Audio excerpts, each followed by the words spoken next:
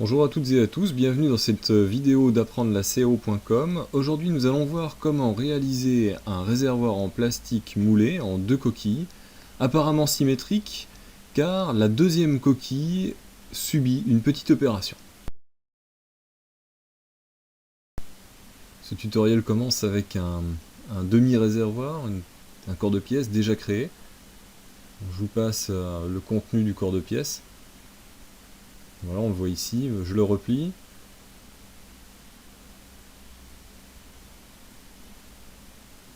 Alors, ce qu'on va faire tout de suite, c'est dupliquer le corps de pièce, donc le copier, ensuite le coller en faisant un collage spécial en tant que résultat avec lien.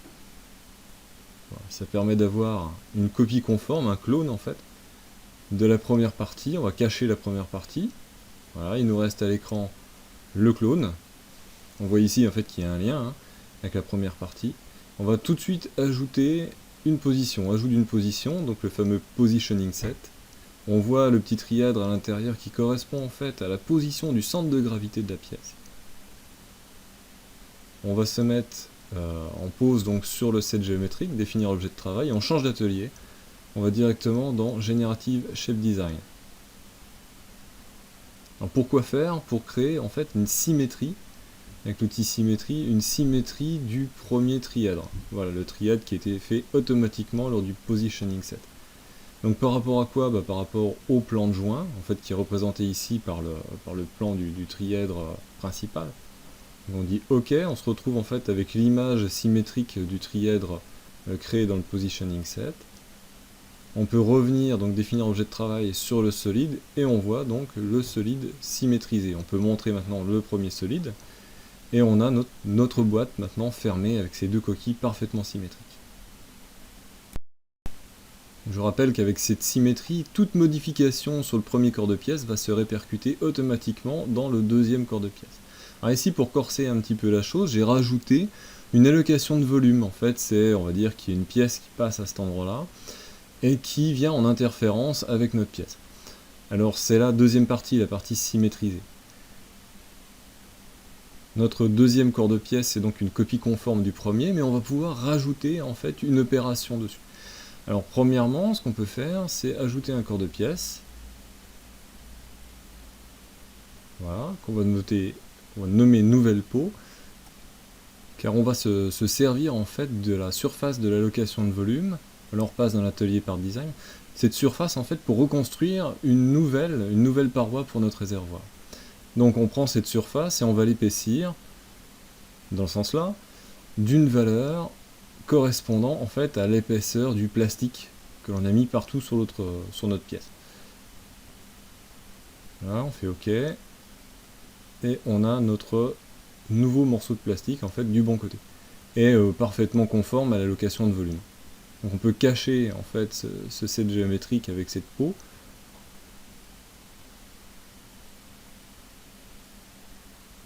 Et ce qu'on va faire maintenant, c'est qu'on va réaliser une opération de relimitation partielle entre les deux corps de pièce.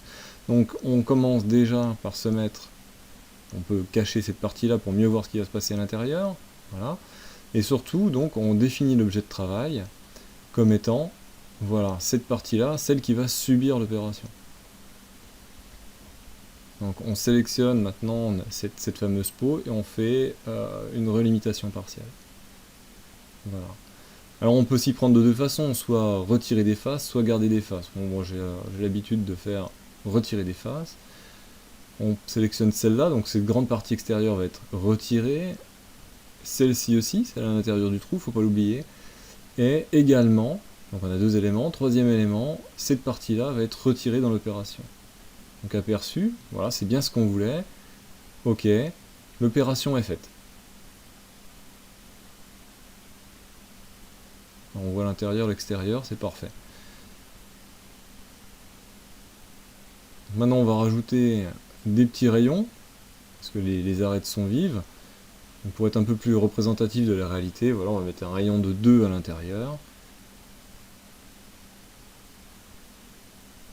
Voilà, toujours en lien avec, pourquoi pas, l'épaisseur du plastique. Voilà, on en rajoute un deuxième ici sur cette deuxième arête, on ne l'oublie pas.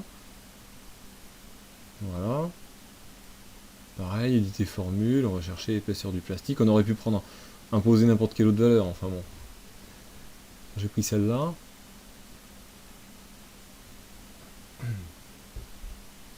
Et à l'extérieur, on va mettre le rayon correspondant.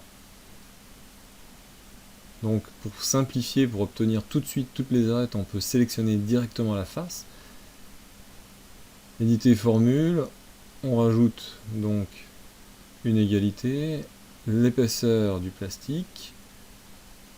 Non, en fait c'est pas tout à fait ça, c'est d'abord l'épaisseur du rayon, voilà, longueur, donc c'est la valeur de 2 mm qu'on trouve ici.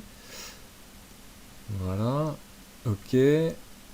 Non, j'ai oublié un petit truc, je reviens dans ma formule, je rajoute, donc c'est le rayon intérieur plus l'épaisseur du plastique. Voilà, donc on doit avoir le rayon de 2 à l'intérieur, plus l'épaisseur de 2, on doit obtenir 4 mm. Voilà, donc à l'extérieur, on a un rayon de 4 mm. Voilà, donc cette pièce est réalisée, elle prend en considération l'allocation de volume, donc due en fait à l'encombrement de l'environnement. C'est une contrainte de conception. Si on réaffiche donc l'autre partie, voilà, notre réservoir est terminé.